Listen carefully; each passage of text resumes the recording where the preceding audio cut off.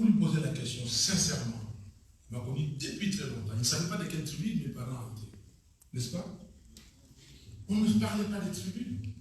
Comme on disait, je suis un doigt, un point, un trait. Aujourd'hui, on nous dit, ah non, tu es de tel, tel. Et ça, c'est quand les politiciens se trouvent en difficulté et ils prennent cette corde tribale, ils commencent à remuer. Ils disent que je suis de. Non. Nous sommes Congolais. Nous sommes Congolaises. Et nous voulons l'unité du pays. M. Lemans a dit que je vais vous parler de l'avenir. C'est quoi l'avenir? L'avenir, c'est que nous allons avoir des élections. Il y a un processus, le 4e processus électoral qui commence. Ça devait couler. 4e processus. Ça devait couler depuis 2006 qu'on organise des élections. Rien. M. Tshisekedi s'est organisé le 17 juillet 2020. Il a nommé les juges de la Cour constitutionnelle, tous de son obédience. Il est revenu sur la commission électorale. Il a nommé les membres de la commission électorale à lui. La loi électorale. Il y a des amis qui se sont constitués dans un groupe qui s'appelait les G13. Ils ont fait une proposition, comme nous-mêmes, nous avons fait une proposition de loi sur la CENI et même sur la loi électorale. Et cette proposition a été totalement, ces propositions ont été écartées et Tshisekedi est allé dans une proposition de la loi électorale qui est totalement favorable à lui.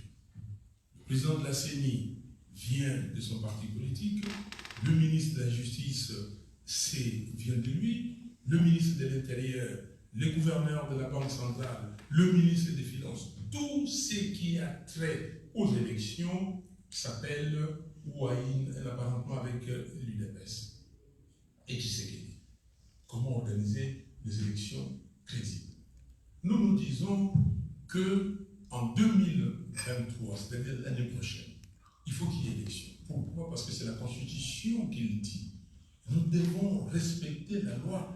Comme les Romains, chez les Romains, il n'y a pas une seule minute où quelqu'un peut se dire que le terme est fini, je rallonge le terme. Le terme a été convenu dans la Constitution.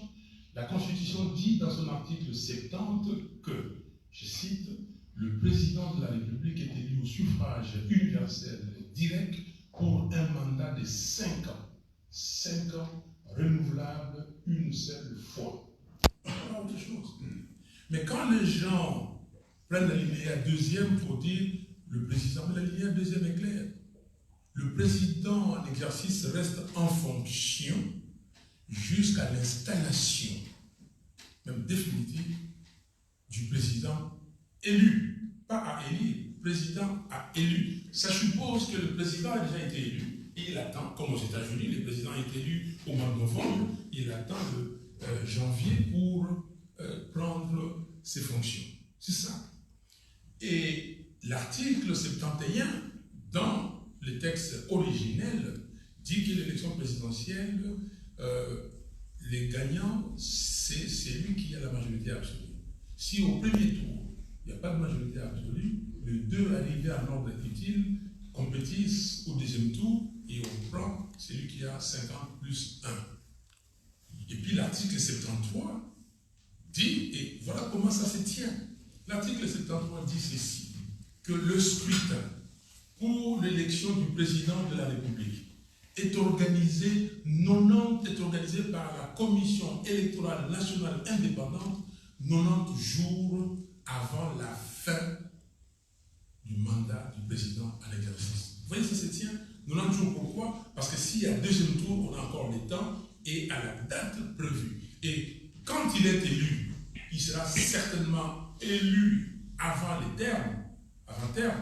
Et quand il est élu, il ne prend pas possession de sa fonction.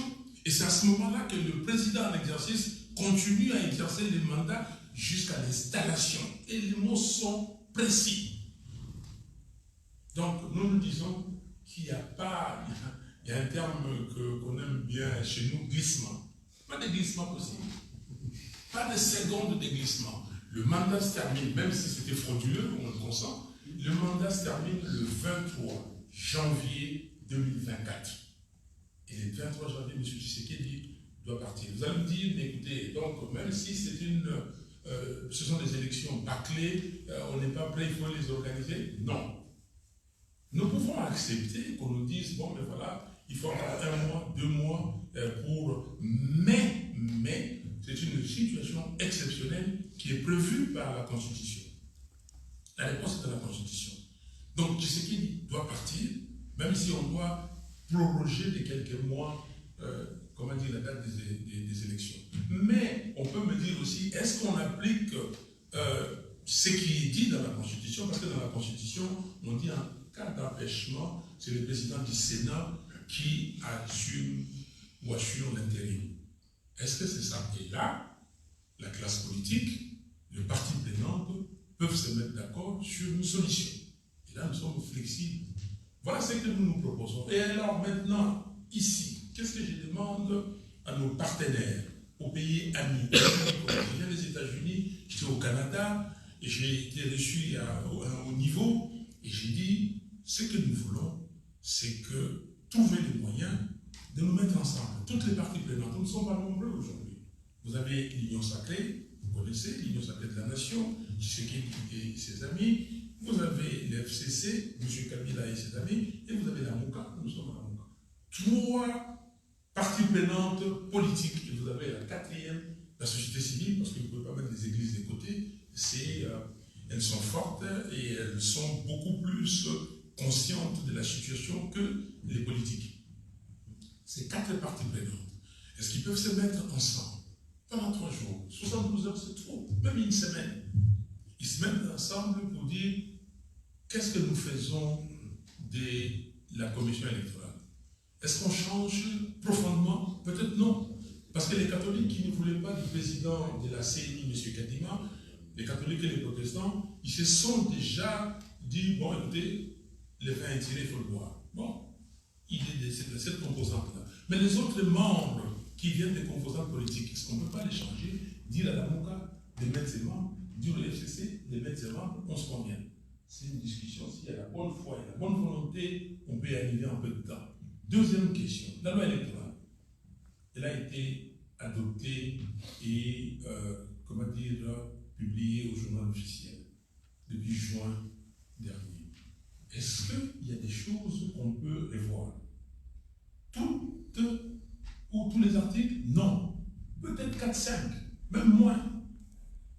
Est-ce qu'on peut se mettre autour d'une table pour dire l'Assemblée nationale est en session, tous les parlements sont en session jusqu'au 15 décembre. Est-ce qu'on peut se convenir sur le mode de scrutin? Très rapidement. Est-ce qu'on peut se convenir sur les genders, la participation des femmes dans cette assemblée? Est-ce qu'on peut se convenir sur la transparence des résultats? C'est là où les bas blessent. Est-ce qu'on peut se convenir pour que demain, la vérité des urnes prime? Si on se met d'accord, et je crois que très rapidement on peut trouver une solution, et après, 3e point de discussion, c'est la Cour constitutionnelle. Est-ce que nous allons, avec cette Cour, truffer des amis de Félix Tshisekedi? On peut discuter. Parce que la nomination du membre de la Cour a été faite en violation flagrante de la loi ou de la Constitution. On ne peut pas continuer éternellement à accepter. Nous pouvons nous mettre d'accord, dernier point, sur les calendriers. Est-ce qu'on organise des élections décembre, ou on fait peut-être une impasse où on se convient comment, et on aborde cette question pendant cette période pour respecter la Constitution. Parce qu'au moins une fois dans ce pays, on doit respecter la Constitution. Qu'est-ce qu'on fait du président en exercice? On discute, on trouvera des solutions. Moi, je viens ici pour dire, je cherche des gens qui, avec moi, vont aider les Congolais. C'est très difficile d'être ressortissant d'un pays, de voir que ce pays est membre des Nations Unies, que ce pays est abandonné par tout le monde. Les chefs d'État et des gouvernements étaient en septembre dernier aux Nations Unies. J'étais là. Je n'étais pas à New York, mais j'étais à Washington. Tous ils ont parlé. Par le Premier ministre belge qui a parlé de la MONUSCO. qu'ils ne comprenaient pas que la MONUSCO cherche à assurer la stabilité. Comment on peut assurer la stabilité quand il n'y a pas cette stabilité? On maintient la stabilité quand vous avez déjà la stabilité. Et moi, j'ajoute, parce que je n'ai pas compris la suite de son idée, est-ce qu'il voulait dire aller à la communauté de l'Afrique de l'Est trouver une solution là-bas? Si c'est ça, nous disons non. Mais moi, je dis il faut réformer la MONUSCO, donner une mission des Nations Unies pour l'établissement de la paix. Vous en savez, vous êtes des anciens, vous savez ce qui s'est passé en 1960 avec l'ONU, qui auparavant s'était appelé ONU, Opération des Nations Unies au Congo, pardon, Organisation des Nations Unies au Congo, et puis toujours ONU, mais Opération des Nations Unies au Congo pour l'établissement ou le rétablissement de la paix. Donc, je voulais qu'on entende, mais je n'ai pas entendu les gens pleurer pour les Congos, sauf les Polonais. Je dis que ce qui se passe au Congo, ce n'est pas normal. Le monde entier a abandonné les Congos. Comment on peut abandonner un pays de 110 millions d'habitants, un pays que vous appelez pays solution, avec ses tourbières, avec sa forêt, comment dire, tropicale, avec toutes les ressources naturelles que vous avez là-bas, l'or, enfin, même pas l'or, et le cobalt, les coltans, le lithium. Vous dites que la technologie d'aujourd'hui, la technologie mondiale, a besoin de ces minéraux. Comment vous pouvez abandonner ces pays? Comment on parle de l'Ukraine? Tout le monde, y moi compris, nous parlons de l'Ukraine, nous sommes d'accord. Combien de morts déjà en Ukraine? Les 10 millions de Congolais, vous le passez en perte de profit? Comme ça? C'est que nous déplorons en Ukraine. Mais ce n'est pas la même situation que nous déplorons au Congo avec les attaques du Rwanda et de l'Ouganda. Voilà, je suis là pour vous écouter et je vous ai dit que nous pourrons faire mieux. Nous pouvons participer à la construction du monde, au développement du monde. Nous pouvons participer à ce que nous voyons aujourd'hui. Je suis à Bruxelles, je connais Bruxelles. Aujourd'hui, nous sommes fin octobre et je me suis promené dans la ville de Bruxelles sans manteau. Je trouve qu'il y a un problème quand même. Il y a un problème. Il y a des règlements, mais c'est des règlements. Donc nous laissons les Chinois, excusez-moi, je n'ai rien contre les Chinois, nous demandons aux Chinois de venir couper les arbres du Congo, exploiter les cobaltes du Congo à souhait, sans lendemain, et nous les gardons comme ça. Et donc après nous disons, voilà, hier, comment dire, à Bruxelles, les gens ont marché pour le climat. Et comment trouver une solution? Merci.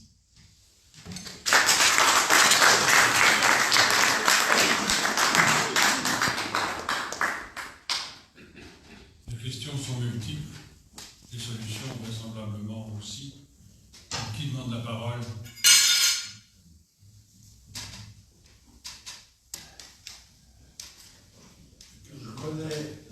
Je connais bien votre situation. Je suis l'ancien administrateur de l'équipe à la première. J'ai 93 ans et je voulais vous communiquer quelque chose qui était important que je voulais maintenant. Premièrement, j'ai bien connu le président Kassabou après qu'il était président et qu'il était dans le maillot. J'ai déjeuné avec lui et je lui ai dit, je ne comprends pas pourquoi vous n'avez pas insisté pour avoir encore un minimum de cadre dans l'administration belge pour poursuivre, comme De Gaulle l'avait fait dans toutes ses ex-colonies sur l'Équateur. Et il m'a regardé, il m'a dit, vous savez, je n'ai vu que vos politiciens à la table ronde. Il dit, comment, il n'y avait pas d'autres personnes? Non, ce n'est pas des gens comme vous qui avaient vécu au Congo, qui connaissaient bien les Congolais. C'était des colonisateurs. Ils étaient exclus des partis politiques belges. Bon, évidemment, il m'a tout de suite réagi, il a réagi avec son petit doigt, il a dit erreur, erreur. Donc, lui-même a avoué que c'était une erreur, qu'il fallait trouver quelque chose. J'ai très bien connu le président Mobutu, que j'ai vu plusieurs fois. Et dans une conversation que j'ai lue de Pierre Lombomassi, et que j'avais eu une discussion avec lui, qui s'était passé, et puis il m'a regardé. Il m'a dit, vous savez, vous connaissez bien mon pays. Moi, je ne dis pas plus que les autres. Si. Moi, je sais que vous connaissez bien mon pays. Bref, il me regarde et il dit, est-ce que vous avez des remarques à faire? Vous voyez ma tête, des remarques à faire au président Mobutu. Et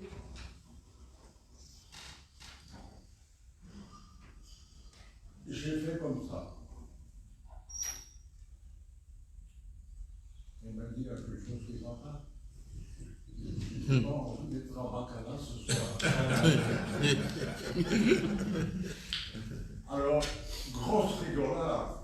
Il m'a dit, vous imaginez, vous à Makala, le meilleur matelas, le meilleur restaurant, vous viendrez vous nourrir, etc. Et donc, après, tout à coup, il dit, allez-y quand même. Et je lui ai dit, Président, est-ce que vous croyez que les aéranisations que vous avez traitées fait du bien à votre peuple? Et voilà que le président Mobutu fait le même geste que moi. Il n'y a personne. C'est un désastre. Écoutez, et comme j'ai 93 ans, je voulais le dire maintenant parce que je peux le déclarer. Vous le connaissez. Merci beaucoup. Et Vous avez un commentaire après sur ce... Non, mais écoutez, c'est exactement, quand vous dit erreur, Mobutu dit désastre, et je suis totalement d'accord que la zaïrisation, fait partie des fléaux qui nous a amenés dans cette situation. La zaïrisation et les pillages, je les cite, les deux, qui ont commencé la zaïrisation et après ils sont venus dans la radicalisation, 73 zaïrisation, 74, 74 radicalisation. En fait, dit c'est un désastre. Exactement. Nous sommes totalement d'accord, c'est un désastre et il faut corriger. Donc maintenant, nous sommes là où nous sommes. Et comme certains disent, ah oui, c'est la colonisation belge qui nous a amenés. Non, la colonisation est passée. C'est depuis 60 que nous sommes décolonisés. Qu'est-ce que nous faisons? Donc, maintenant, voyons l'avenir. Je suis d'accord avec. Pour poursuivre je voulais vous demander quel est votre programme, quel est le programme de la Rouga. Vous avez parlé de questions institutionnelles qui sont primordiales. La question du programme, que je n'entends pas beaucoup, on lit dans les journaux belges, on a des échos des tribulations électorales, mais on n'a pas beaucoup d'idées des programmes de tout un chacun. Et c'est très utile de le connaître et de savoir si ces programmes comportent notamment la reprise d'un code des investissements avec le respect de la propriété privée, avec le respect de la loi. C'est au centre du développement. Tout à fait.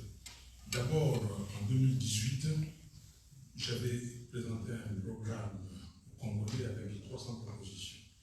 Le programme s'est intitulé Investir dans les citoyens pour développer la RDC.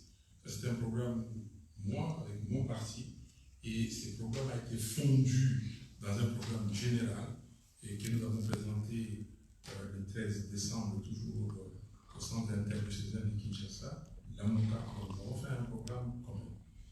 Et là, maintenant, parti. Donc, j'ai fait la tournée d'abord en Europe. Je suis rentré à Kinshasa, j'ai fait la tournée à l'intérieur du pays. Et là, j'ai recueilli les propositions des citoyens congolais. Et du 11 au 14 juillet dernier, mon parti qui s'appelle le DCP Engagement pour la Citoyenneté et le Développement était en congrès. Nous avons sorti ces manifestes qu'on a appelé le manifeste de Kisangani, avec comme thème principal Congo, école Moko. Congo 1 et indivisible.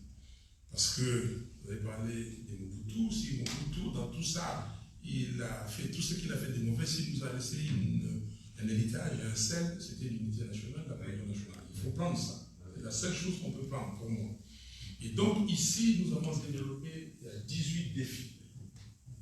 18 défis qui peuvent faire, si on arrive à le prendre en charge, à trouver des solutions dans ces défis, faire que la RDC soit totalement différente. Et nous avons commencé, il y a 4 groupes. Je suis allé dans le groupe pour ne pas entrer dans le détail. Le premier, c'est ce que nous appelons la fondation, la base. Les 4 murs de fondation, de prérequis, de préalable, l'état des droits. Vous allez comprendre que dans votre question sur le code, tout ça, c'est là-dedans. L'état des droits. 2, l'intégrité territoriale de notre pays. Comment faire pour que nous puissions avoir un pays intègre dans ses frontières, un pays pacifique. 3, la cohésion nationale, l'unité nationale. On a commencé à instrumentaliser les Congolais, toi tu es deux, mais comment se dire que nous sommes tous Congolais? Regardons dans la même direction avec cette vision, bâtir un Congo libre, fort, digne et prospère. Comment? La cohésion. Et 4e pan de la fondation, c'est la gouvernance intègre. Comment arrêter la corruption? Comment dire que nous avons tolérance, zéro tolérance corruption, vous volez, vous allez en prison, et non comme M. Kamere qui égare, met de côté 67 millions de dollars du pays, attend sa 15 millions de dollars de pétrolier, et puis il va en prison, et il sort, et puis il se pavane partout, il dit c'est pas possible. Quel exemple vous avez? Donc c'est 4 murs de fondation. Et puis après nous avons les priorités, l'éducation. Éducation de qualité. Comment faire? En privilégiant, comme les Belges ont fait à l'époque, la formation technique, la formation professionnelle. Comment faire? 2, comment donner à manger aux gens? Comment faire pour que les Congolais puissent produire ou cultiver ce qu'ils mangent? L'agriculture. 3, les soins de santé de qualité, l'eau, l'électricité. 4, comment assurer les infrastructures au Congo? Il y a un moment où on pouvait aller partout au Congo, même si pas partout on pouvait atteindre les grandes agglomérations. Comment assurer, les infrastructures, mettre en place des infrastructures routières, aéroportuaires, portuaires et toutes ces infrastructures-là, ferroviaires, et même à l'infrastructure, comment désenclaver, connecter les pays, l'infrastructure Internet aujourd'hui. Et puis, après, l'entrepreneuriat. Donc, il y a tout ça et on terminera avec l'écologie dans ses priorités. La 6 priorités, et après nous avons les autres défis, jeunesse engagée. Que faire de la jeunesse? Femmes, famille, et ainsi de suite. La diaspora, comment la diaspora peut contribuer? Tout, nous avons dit ici, et même la coopération régionale et internationale. Comment achever ça? Et nous terminons par les derniers blocs en disant les réformes institutionnelles. D'abord, en commençant par comment élargir le budget de l'État. Et enfin, comment revoir certains articles de la Constitution. Donc, c'est prévu dans ces manifestes et je les copie. Une association qui est active à Goma depuis près de 40 ans. Et ma question est assez simple. Nous représentons la société civile. Et quelles seraient les priorités en termes de voies et moyens que vous suggéreriez à la société civile pour contribuer activement à l'émergence d'une gouvernance digne de ce nom et d'une démocratie digne de son nom? Très bonne question. D'abord, merci pour ce que j'avais dit. La société civile, il y a un chapitre sur les luttes congolaises, sur les jeunes. La société civile fait bien son travail. Mais il y qu'il y a beaucoup de membres de l'élite congolaise qui sont partis se réfugier dans la société civile. Ok? En restant là-bas. Moi, je dis, tant que vous ne vous occupez pas de la politique, vous abandonnez la politique aux gens qui n'ont rien à perdre. Parce que vous regardez, vous avez discuté à l'époque avec des messieurs comme Oscar Mbong, Pinga Kaseda, Gérard Kamanda, des gens qui avaient de la valeur et tout ça, vous avez des interlocuteurs. Aujourd'hui, on va vous donner des noms, je ne vais pas citer les noms, des gens qui sont à l'Assemblée nationale. Je dis, c'est exécrable. Or, nous avons des membres de la société civile qui sont forts, qui doivent commencer, eux, à revendiquer l'ordre de médecin. Que fait l'ordre de médecin? Déjà, s'occuper d'abord au règlement du problème politique. Parce que notre constitution, comme je dis, dans son exposé des motifs, dit que la République démocratique du Congo, depuis le 30 juin 1960, dans son domaine, et ça, je demande à la société civile de ne pas se dire, c'est vrai qu'on ne fait pas la politique, mais la politique, c'est l'affaire de tout le monde. La politique, il règle tout. Si aujourd'hui, Tshisekedi était dehors avec moi, on criait, et il ne pouvait rien. Mais aujourd'hui, il a le pouvoir, il fait tout ce qu'il veut. Et donc, la société civile, nous tous, nous devons d'abord contribuer à cimenter ou à mettre en place ces 4 millions de fondations.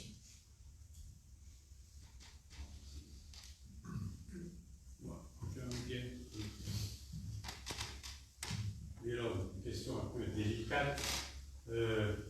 Vous citiez les ennuis à l'est du Congo, en particulier dû à M. Kagame et à l'Ouganda. Or, dans toute cette affaire-là, on peut deviner que les États-Unis et accessoirement les Anglais ont joué un rôle important. Et pour qu'on en arrive à la situation actuelle, et vous étiez à Washington il y a pas longtemps, qu'est-ce qu'on dit là-bas et quelles sont les idées des Américains en ce moment? Voilà. Vous semblez dire que les États-Unis et la Grande-Bretagne sont derrière Kagame et tout. Moi, je connais celui qui est devant moi. Je n'ai pas besoin de chercher les gens qui sont derrière. Aujourd'hui, je vois M. Kagame s'exprime clairement et il a sa stratégie que je vois, que je décortique, que j'analyse et je sais là où il veut arriver. Bunagana aujourd'hui, je sais ce qui se passe dedans parce que j'ai fait la stratégie aussi, moi, et je comprends ce qu'il veut. Ces manigances avec Kabila et Tshisekedi, je connais, nous amener à l'Est. Je n'ai pas vu les Américains venir me dire que non, vous allez à l'Est. J'ai vu les Américains là-bas, je leur ai dit que nous n'avons pas besoin des Eastern African Community. Nous ne sommes pas membres de la communauté de l'Afrique de l'Est. Le Congo appartient à l'Afrique centrale et à l'Afrique. Okay? Dans ces cas-là, il fallait nous amener à la SADC. Il fallait demander à la SADC de prendre une solution à cette question. Donc, ce que je demande, je vois la personne qui est en face de moi et je vais qu'il arrête. Et s'il y a des gens qui sont derrière lui, que eux aussi arrêtent. Merci. Les relations entre la Belgique et le Congo ont toujours été compliquées.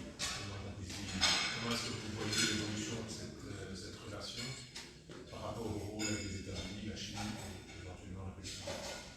Moi, j'ai l'impression, je crois profondément, parce que moi, je suis ami à beaucoup de gens, beaucoup de Belges, et tout ça, on a discuté, et j'ai l'impression que les Belges, pas simplement les Belges, mais la communauté internationale n'a pas encore trouvé l'interlocuteur valable. Et quand quelqu'un est sûr de lui, c'est-à-dire être sûr de lui, c'est-à-dire qu'il a des peuples derrière, c'est ça la légitimité. Il sait que la souveraineté n'est pas un concept abstrait, mais réel. Et que cette souveraineté, comme établie dans notre Constitution, dans son article 5, appartient au peuple. Et que cette personne est redevable au peuple, peut expliquer au peuple, il va avoir des relations saines avec les partenaires. Et les jours où on aura des discussions, on dit que la Belgique dit ceci, les Congos dit ceci, en tout cas la Belgique par ses dirigeants, les Congos par ses dirigeants, Parce que nous sommes amis entre les peuples, pas entre les personnes. Ou les dirigeants. Les personnes sont amies, mais pas les dirigeants. Donc les dirigeants, vous venez à un moment donné avec ce que vous avez proposé à la population dit on vous donne un mandat, 5 ans, renouvelable une seule fois, après vous mettez les fondations, vous faites ce que vous pouvez faire et vous partez. Je crois sincèrement que le jour où on va s'asseoir avec un respect mutuel, et ça c'est ce que j'ai dit aux Américains, moi j'ai dit à l'ambassadeur américain, une ministre américaine, que votre problème c'est que vous n'avez pas de respect pour nous. Et je trouve ça malheureux qu'aujourd'hui, au XXIe siècle, qu'il y ait des citoyens du monde qui ne respectent pas les autres. Si vous ne respectez pas, même un enfant qui a l'âge de la raison, même votre enfant, à qui vous donnez tout, si vous ne le respectez pas, il peut réagir brutalement. Donc, s'il y a un respect, on se convient sur les termes de discussion et sur les objectifs que nous voulons atteindre ensemble, on parlera le même langage et on atteindra ces objectifs. Merci. Peut-être que M. Luc peut intervenir. Vous avez la parole. Ma question, ça s'adresse. Vous avez fait allusion à l'influence que nous connaissons, non seulement religieuse, mais politique et sociétale de l'Église J'ai des questions, je crois, d'un voyage du Saint-Père au Congo. Il a été remis à un moment donné, j'ai vu récemment dans la presse que le projet était remis sur le tableau. Dans la perspective des élections, est-ce que vous croyez que ça pourrait être un élément significatif de votre élection manquée? L'Église a pris position très clairement sur ce sujet. Quel est votre sentiment actuellement sur cet égard? Moi, j'ai remercié le Saint-Père d'avoir annulé ces voyages. On a donné des raisons. Mais parce qu'on a vu, toujours malade, dérangé par les genoux, il est parti dans un autre pays. Et j'étais parmi ceux qui n'ont pas approuvé ces voyages. Et j'ai dit ici que le Saint-Père devait simplement donner une condition. Je veux que vous organisiez des élections crédibles, transparentes et impartiales, apaisées. Et après ces élections, voici la date. Par exemple, mars 2024 ou avril, je ne sais pas, je serai au Congo, mais les préalables, c'est les élections. Mais venir dans un pays où la personne qui est là est illégitime, vous, le Saint-Père, vous savez qu'il est illégitime. Vos évêques vous ont fait un rapport clair qui n'a pas gagné. Il est là parce qu'on a fabriqué les chiffres. Vous venez, je crois que c'est adouber quelqu'un qui est un usurpateur.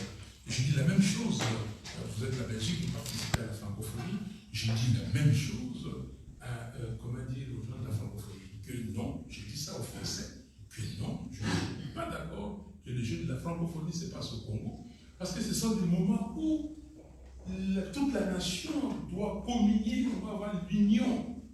Mais comment vous pouvez discuter avec des gens qui, eux, ils vont utiliser ça comme s'ils ont été adoubés par le pape, comme ils ont été adoubés par la francophonie, tout le monde vient. Non, il faut d'abord que tout le monde demande à ce que les Congo organisent des élections apaisées.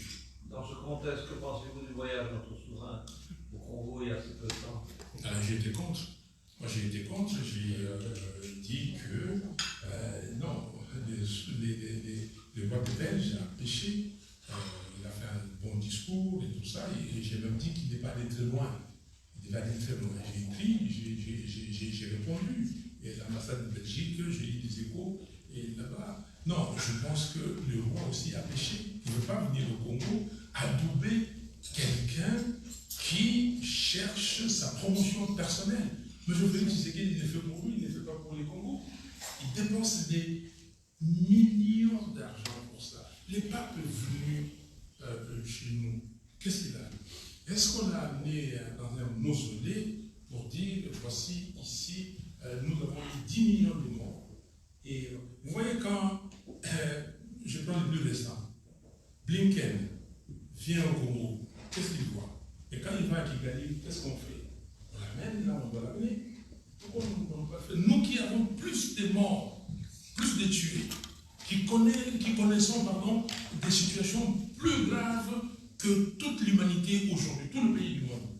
Non, je n'ai pas beaucoup accepté. Je dis que nous devons avoir de bonnes relations claires. Vous savez, quand vous discutez avec quelqu'un que vous respectez, quelqu'un qui vous dit des choses qu'il doit lui-même respecter, réaliser, vous avez confiance. Je préfère quelqu'un qui va me dire non, est-ce qu'on peut faire ça en même temps, on fait ça. Et puis on se convient. Dès qu'on se convient, on dit on va réaliser, on réalise. Même s'il y avait besoin de ça, ça s'appelle le jeu coopératif, pour ceux qui ont fait la théorie des jeux. Un jeu coopératif, on se met d'accord et on réalise. Si je devais gagner dans un jeu ou machin, 10, mais je gagne 6, j'ai gagné, au lieu de gagner 2 ou 0. Comprenez? Donc, je pense qu'il faut que la Belgique puisse comprendre que 60, on a eu des problèmes. 65, on a eu Mobutu qui a fait ce qu'il a fait. Il avait beaucoup de charisme, un leadership. Il est venu avec une vision, objectif 80, pas réalisé. Et ce que j'appelle le Congo, c'est un pays des rendez-vous manqués. 60, indépendance, rendez-vous manqué. 65, même si c'était le coup d'État avec ce que nous avons eu, rendez-vous manqué. On va à la conférence nationale souveraine. Les cardinals Moussin se déploient la relecture de l'histoire du Congo et puis proposer des solutions pour l'avenir. Rendez-vous manqué. Sun City, on signe l'accord global et inclusif qui nous amène aux élections de 2006. Rendez-vous manqué. On fait beaucoup de choses que des rendez-vous manqués. Et des rendez-vous manqués, pourquoi? C'est simplement des hommes et des femmes qui doivent être à la tête des institutions, qui comprennent quelque chose et amènent le pays au développement. Merci. Je veux juste demander, qu'est-ce qui est advenu avec cette taxe pour les téléphones, ces recettes-là, quelle est la fin de l'histoire? La fin de l'histoire, on ne connaît pas, c'est une société belge et qui travaille avec les amis de Félix, et Félix avec la fille de Kibasa Madiba, et qui est dans la famille, parce qu'elle est mariée avec un frère de Félix, Tshisekedi, qui ont organisé cette affaire-là. C'était un vol organisé, ça s'appelait RAM, registre des appareils. Donc, cette taxe-là, on a fait semblant de supprimer, mais on a créé une autre taxe. Évidemment aussi, les Congolais ne voient pas beaucoup de choses et c'est noyé, ils réclament, c'est ça aussi le rôle de la société civile. Mais cette taxe existe toujours et les sociétés de téléphonie mobile se plaignent, mais la taxe est là de plus de 300 ou 400 millions de dollars que le RAM a récupéré avant, on ne sait pas où c'est parti, on n'a jamais vu ça pas dans les rubriques du budget national. Et donc c'est un vol organisé comme dans beaucoup de domaines. Et moi j'ai beaucoup aimé ce qu'avait dit l'ancien secrétaire général de l'UDPS, M. Jean-Marc Kabound. Il a dit, j'étais dans le système, je sais, et chaque semaine, chaque jour, des avions, des jets privés décollent d'Ndjili, de l'aéroport d'Ndjili, avec des millions et des millions de dollars.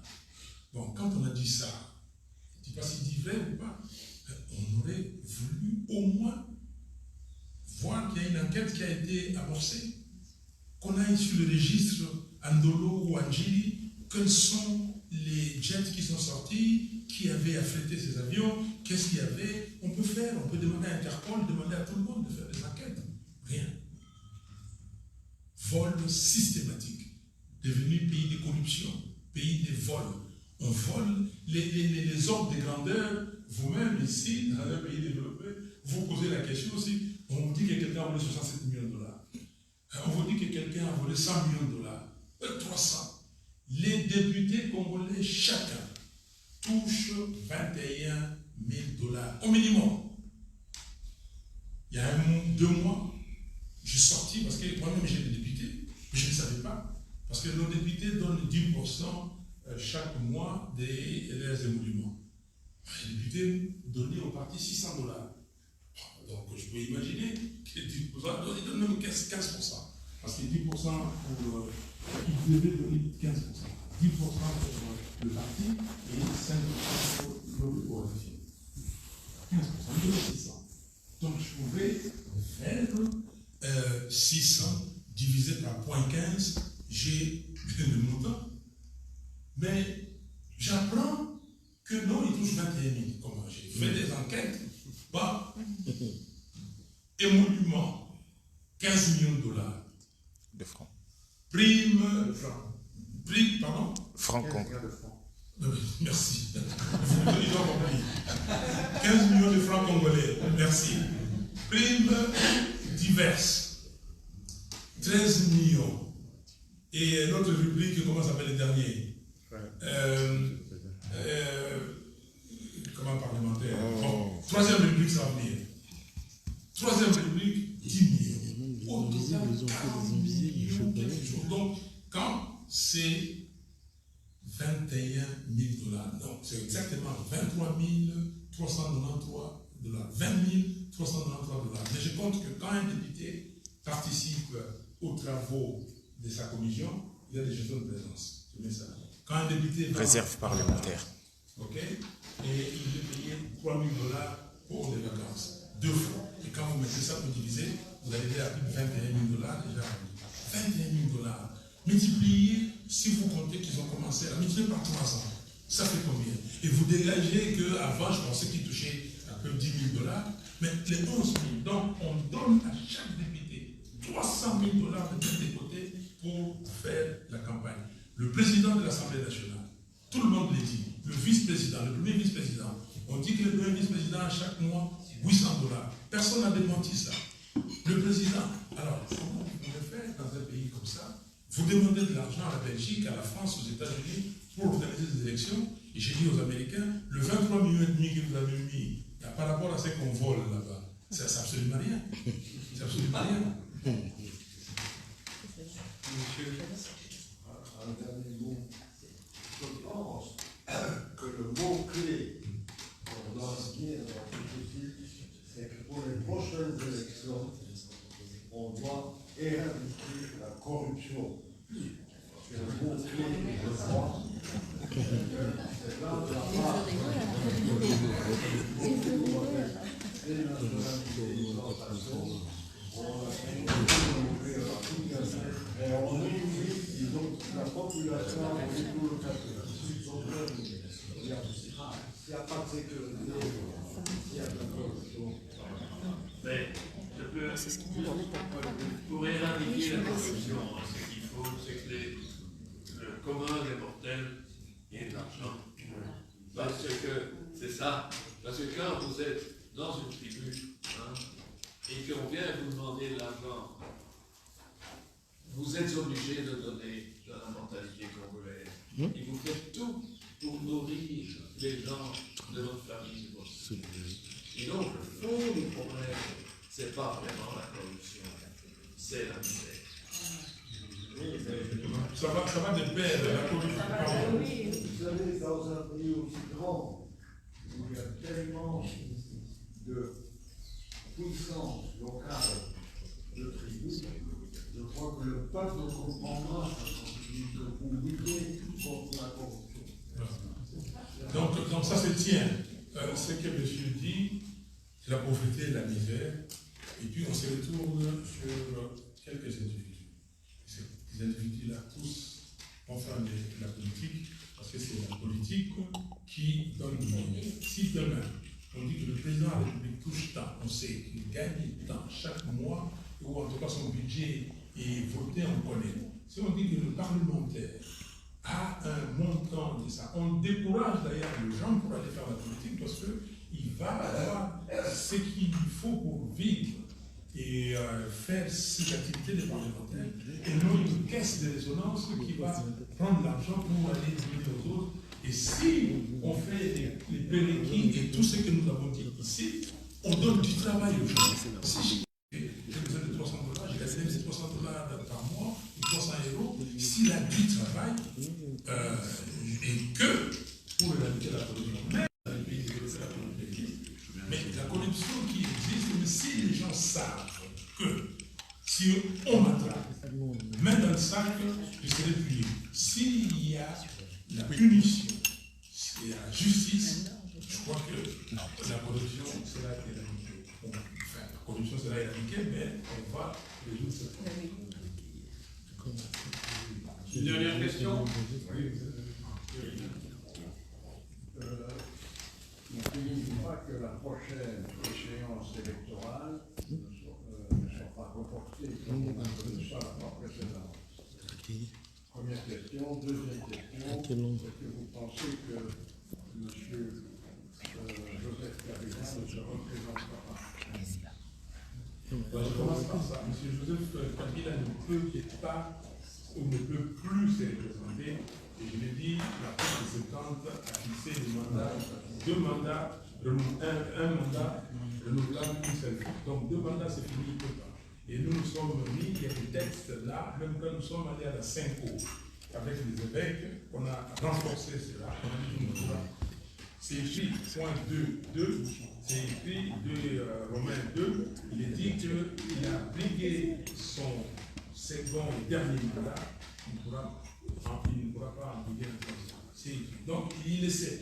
C'est pour ça qu'il cherche à tout prix à mettre quelqu'un qui lui soit favorable. Il veut rester maître du jeu. Les gens ont cru qu'ils ont mis Kabila du côté. Kabila aujourd'hui sera le plus heureux du Congo. Kabila, c'est un millionnaire, milliardaire qui trône assis sur une fortune énorme. Il a des amis, il n'a pas le supermarché qui publie le Congo. Ce sont des vrais gens. Kabila a un centre animalier, un centre des milliers de Congolais. Il gagne des centaines de milliers de dollars par semaine. Donc, il est là et il cherche à être celui qui place. Donc, pour la deuxième question, je réponds. Je l'ai dit tout à l'heure, nous ne voulons pas de réforme, nous devons suivre la Constitution. Mais si d'aventure que les experts, parce que c'est ce que j'avais dit, nous demandons ici aux amis du Congo de tout faire pour que les parties prenantes, c'est-à-dire l'Union sacrée, le FCC, la MOCA, la société civile, se mettent au table pour se convenir. Même s'ils se conviennent dans ce calendrier en disant qu'on va, comme on dit chez nous, glisser légèrement, nous pouvons accepter, mais Tshisekedi doit partir. Donc je crains effectivement les réformes. J'ai milité, j'ai travaillé pour qu'il n'y ait pas de réforme, mais on est là où on est et on doit trouver des solutions.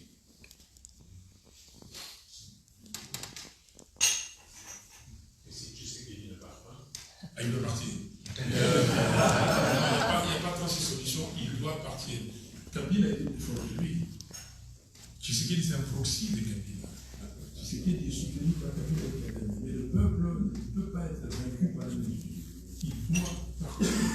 Mais si jamais il y a une population, il est gagné. Parce que vous dites qu'il ne part pas. Mais s'il ne part pas parce qu'il a gagné à la régulière, parce que c'est normal. On ne peut pas aller nous-mêmes devenir des antidémocrates. Non, s'il ne gagne pas la normale, une fraude ou il résiste, je crois que ce ne serait pas bon pour les Congolais. Je crois que nous pouvons remercier M. Fayulu.